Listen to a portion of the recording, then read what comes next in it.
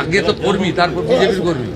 Party দায়িত্ব দিয়েছিল দুটো সাংগঠনিক জেলায় পার্টির কর্মীদের সঙ্গে, নেতৃত্বের সঙ্গে মিট করতে এবং নবগঠিত কোর কমিটির সঙ্গে মিটিং করতে। যেহেতু লোকসভা বিধানসভা ভোটের পরে আমার নন্দীগ্রাম ছাড়া সার্বিকভাবে কর্মীদের সঙ্গে মিট হয়নি, তাই এখানে 1000 জন নির্বাচিত প্রতিনিধি, মণ্ডল সভাপতি, মোর্চার নেতৃত্বের সঙ্গে একটা মিটিং হলো 2 ঘন্টা। তারপরে আমরা ঘণ্টাখানিক বসেছিলাম আমাদের নবগঠিত রাজ্য সভাপতি অনুমোদিত কোর কমিটির সঙ্গে একটা কয়েকটা বিন্দু নিয়ে মিটিং করার জন্য। তাতে আমি কিছু বিষয় বলেছি, আর আমাদের প্রদেশ থেকে যিনি এসেছেন সাধারণ সম্পাদক সাংসদ জ্যোতির্ময় সিং মাহাতো দলীয় কিছু নির্দেশিকা সবাইকে নোট করিয়েছেন। বাকি মলয় সিনহা মহোদয় ধন্যবাদ দিয়েছেন।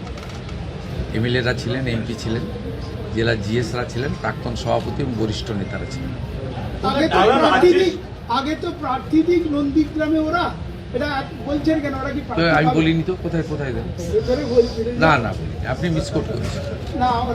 না, আমি বলেছি স্থানীয় স্তরের নির্বাচনে কালীঘাট তৃণমূল বলুন আর ঋত তৃণমূল বলুন, দুপক্ষরই বেহাল অবস্থা, লোক পাবেন। আমি নন্দীগ্রাম নিয়ে কিছু বলিনি। নন্দীগ্রাম নিয়ে কি আপনাদের কিছু দ্বিধাদ্বন্দ্ব আছে নাকি? দাদা, অন্নপূর্ণা যোজনাকে নিয়ে গেল আমি 9700 ভোটে জিতেছিলাম, তো আমার কগুণ বেড়েছে 1996 থেকে 1956 থেকে 5 গুণ। তো এটার সঙ্গে 9700 গুণিত 5 যুক্ত করতে, তাহলে যেটা হয় সেটা হবে। আরে এখানে এগুলো নিয়ে কেন চর্চা করছেন আপনারা? এই জেলাতে এগুলো নিয়ে কেউ চর্চা করে নাকি? 2019-এ 37%, 21-এ 44%, 24-এ পার্টি ক্ষমতায় ছিল না 49, এবারে 56% ভোট পেয়েছি।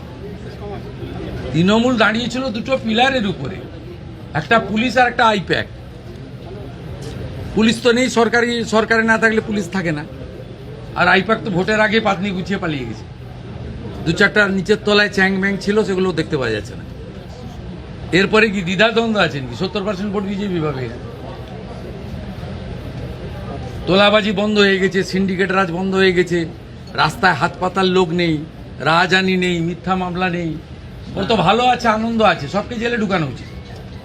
এখানকার বিজেপির লোকেরা তো উচ্চ শিক্ষিত, উদার, ক্ষমা ঘৃণা করে দিয়েছে।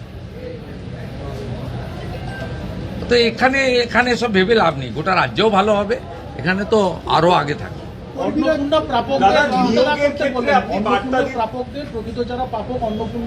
ভিতরে কি বলেছে আপনাকে বলুন? কাউকে চিন্তা করার কোনো কারণ নেই। 500 টাকা লক্ষ্মী ভান্ডার দিতে গিয়ে 9 মাস লাগিয়ে দিয়েছিল। 1,20,00,000 লোককে তো 1.5 মাসে দিয়ে দিয়েছে। বাকি যারা যোগ্য তারা পাবেন, অযোগ্য থাকলে বেরিয়ে যাবেন। ভেরিফিকেশন 30-8 অবধি চলবে।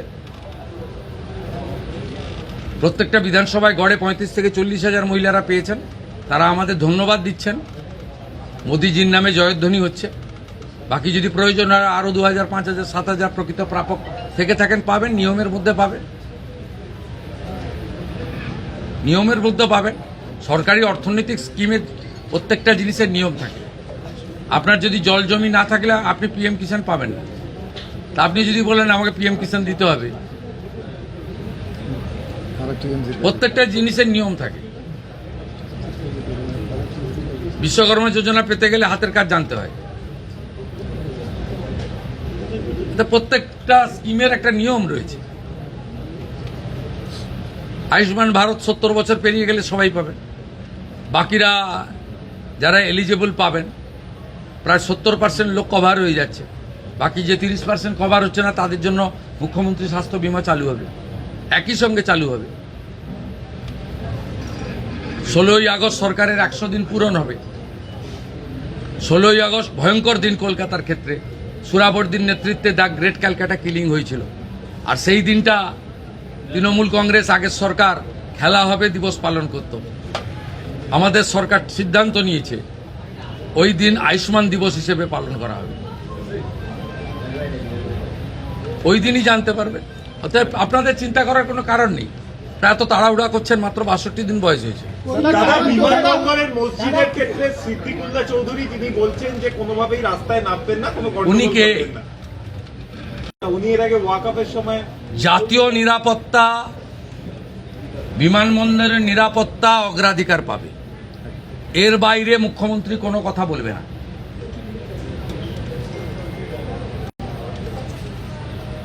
উনি খুব নরম নরম কথা বলেছেন। এইটাই সরকার, অন্য সরকার হলে ধমকাতো, যেমন রেজিনগরের লোকটা ধমকাতো, এখন আর ধমকায় না।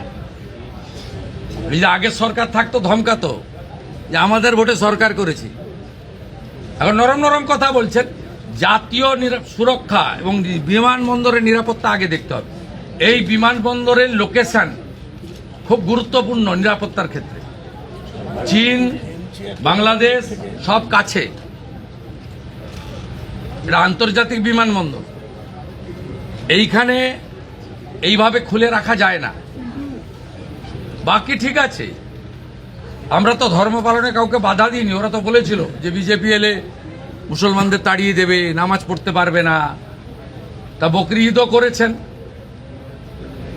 পশু হত্যা আইন মেনে করেছেন, অসুবিধা নেই। মহরমেও বেরিয়েছিলেন অস্ত্র বাড়িতে রেখে, কোনো অসুবিধা নেই। ভদ্র থাকবেন, আইন মেনে চলবেন, ডিজে থেকে দূরে থাকবেন, নিজের ধর্ম নিজে পালন করবেন, অন্যর কানে গিয়ে ফুফু করার দরকার নেই। সব ঠিক চলবে, সুন্দর চলবে। আর বন্দে মাতরমটা গাইতে হবে, ঠোঁট না নাড়ালে হবে না, আমরা লক্ষ্য রাখছি।